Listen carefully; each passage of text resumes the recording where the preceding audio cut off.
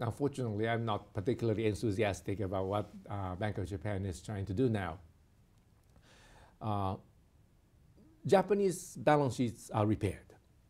There's no question about it. After 15, 20 years of debt repayment, very diligent debt repayment, of course your balance sheets will be repaired by then.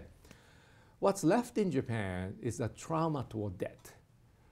You go through debt repayment for 5, 10, 15 years until finally your balance sheet is balanced again. You're no longer in a negative equity territory.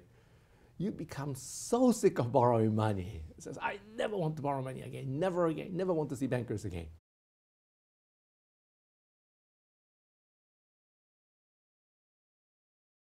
Bank of Japan is saying, we're going to massively increase monetary base, even though interest rates already at zero.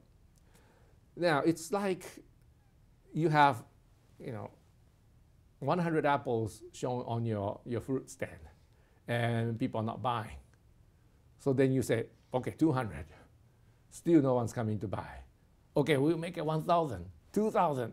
Those 2,000 apples are shown, but people are still not coming to buy because the price hasn't changed yet. And price cannot be changed because interest rate is already at zero.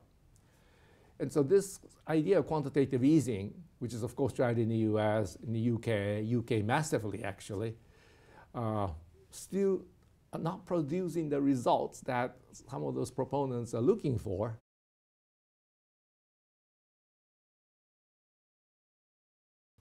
All of those are, I think, an indication that you cannot rely on this method, this quantitative easing, because you really cannot change the price because the price is already at zero. And if people are still not borrowing money at zero, then you better do something about the fact that they are not borrowing. And I wish Prime Minister Abe will come up with measures to address that issue by increasing incentives for companies to borrow, like accelerated depreciation allowances, investment tax credits. I think those are the areas they should really put their effort on, not on the monetary side.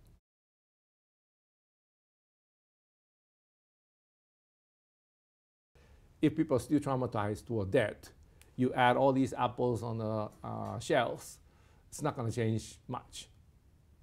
But if you do enough exhortation that inflation is just around the corner, careful, inflation is coming, inflation is coming, if you say this enough times, as someone said, if you tell a lie 100 times, people believe it.